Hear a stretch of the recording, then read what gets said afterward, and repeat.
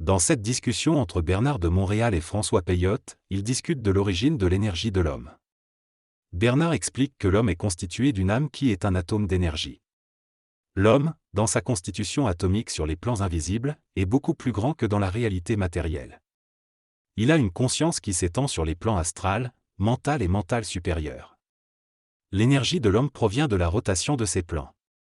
Le plan astral tourne plus rapidement, le plan mental tourne moins vite, et le plan mental supérieur tourne très lentement. L'énergie de l'homme astral provient de la Lune, celle du plan mental est le produit d'une configuration planétaire dans notre système solaire, et celle du plan mental supérieur vient d'ailleurs, de mondes non reliés à notre système solaire. Cette énergie entre par le Soleil et se manifeste à un niveau vibratoire représentant l'unité fondamentale de la matière, l'hydrogène.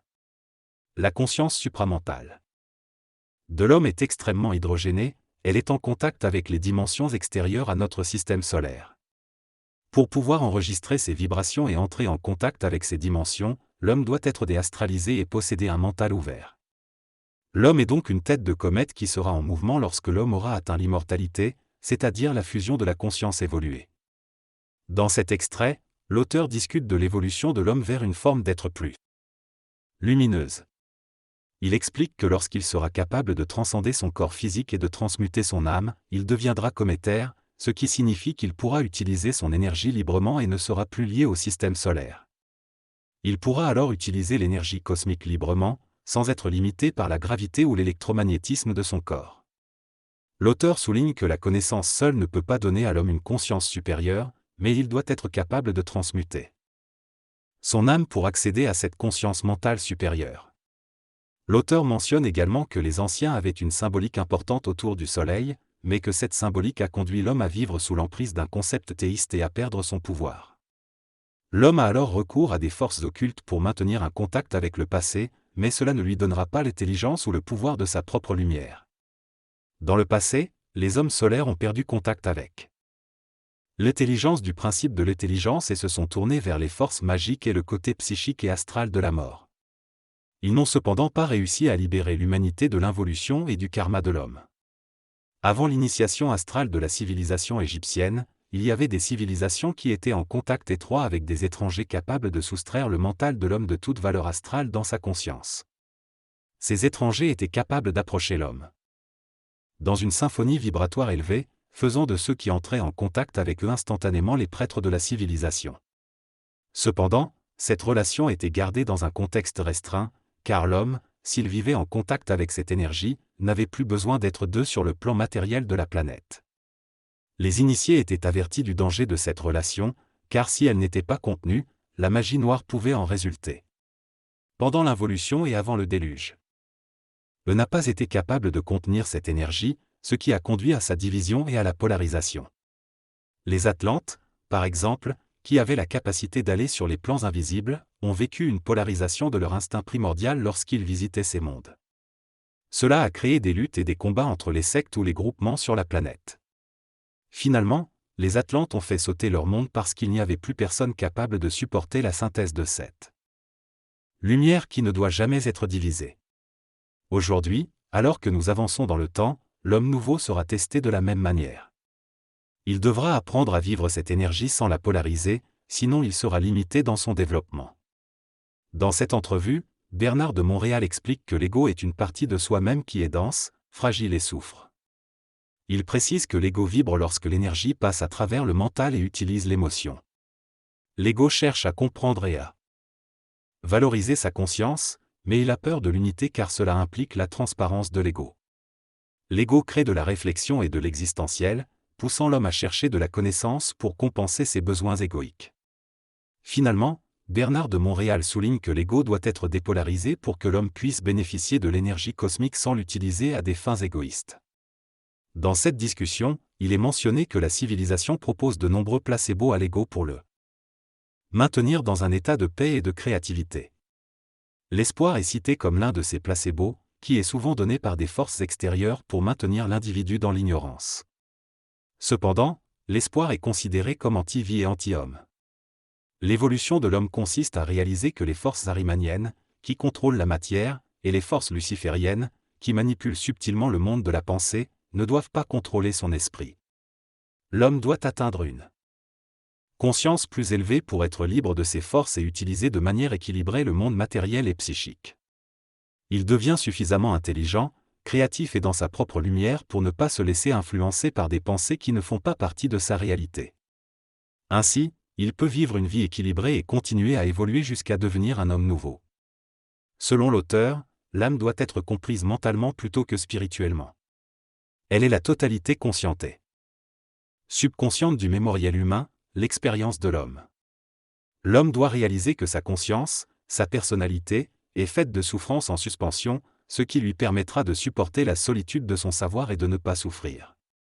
Cependant, la société actuelle, avec ses autorités et la propagation des opinions, empêche souvent l'individu d'avoir cette autorité sur lui-même. L'auteur affirme que l'homme est grand dès maintenant et qu'il ne doit pas attendre des générations pour être reconnu comme tel. Nous sommes dans l'âge de la lumière, où nous pouvons donner une valeur archaïque et nécessaire à tout ce qui a fait partie de l'involution, tout en étant libre de l'agression de la science involutive.